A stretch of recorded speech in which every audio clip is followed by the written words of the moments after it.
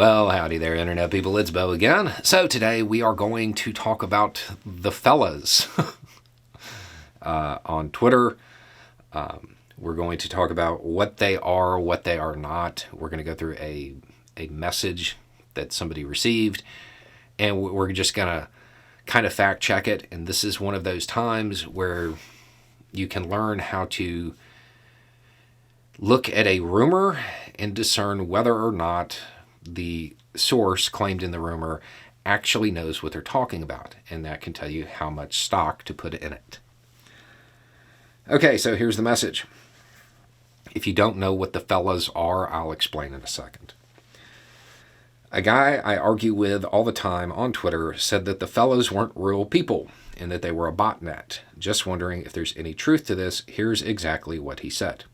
Quote, "The fellas aren't real.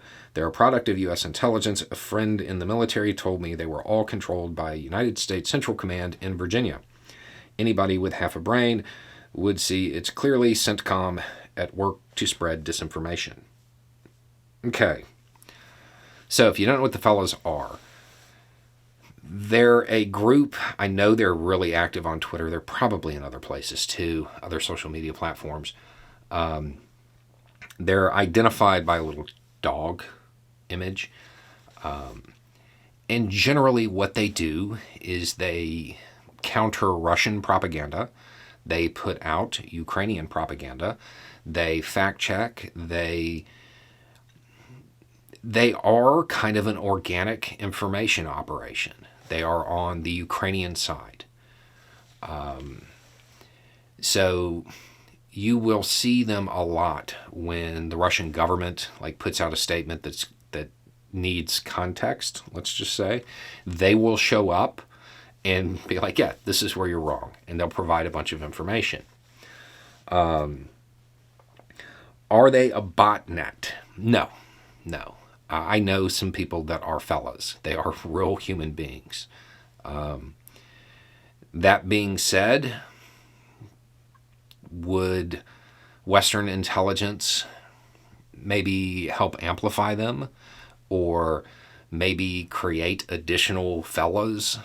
Yeah, I mean, that's in bounds. It's possible. But the idea that they're not real people, that's just not true. In fact, you can go to most of the accounts and see, if you scroll back far enough, you'll see when they became a fella and decided to get involved. And prior to that, they were just normal accounts.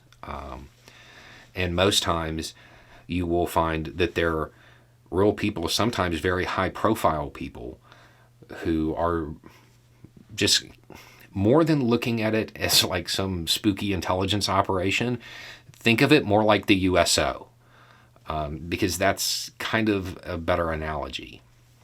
But at the same time, the idea that Western intelligence is somehow helping, I mean, that's in bounds. That part isn't ridiculous. I would guess that that's actually happening. I don't have any proof of that, but it would make sense. And I know that there are former intel who are fellas, but again, showing that they're human beings. But the rumor is they're a botnet. They're all fake, and it's based off of the friend in the military. And there are versions of this, but all of them share it being controlled by CENTCOM. Or the CIA, which we'll come back to that because that actually has a funny origin. Okay, so first thing to know, United States Central Command. That's not in Virginia. They're headquartered out of Tampa. Second off is when people hear United States Central Command, they think that that's like the main place. That's the center. That's not how U.S. commands work. U.S. commands are geographic in nature. Every command has an area that they cover. CENTCOM covers, it's actually more than the Middle East, but as a general frame of reference, they cover the Middle East and other countries nearby. CENTCOM doesn't care what's happening in Europe.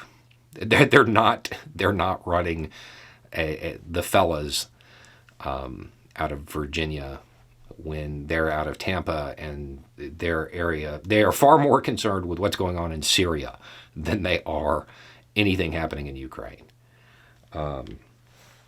So the idea that somebody with half a brain would obviously see this, that's false. That's just, it's providing that fake credibility. My friend in the military told me this.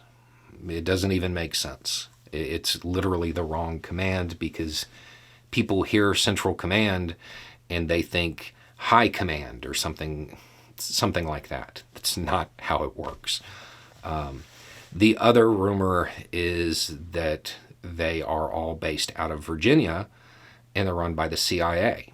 That's the other version of this. There's a funny origin to that, though.